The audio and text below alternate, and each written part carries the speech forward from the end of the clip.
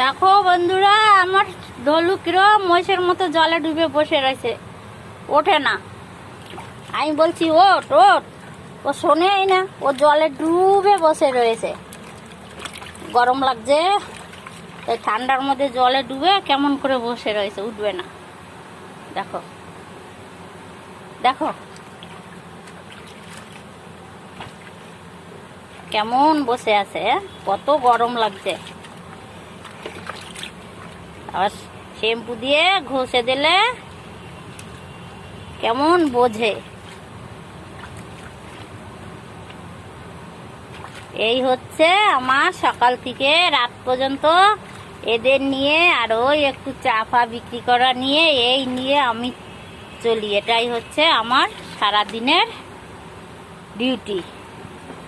আর এই রাস্তার ধারেই থাকি আমরা।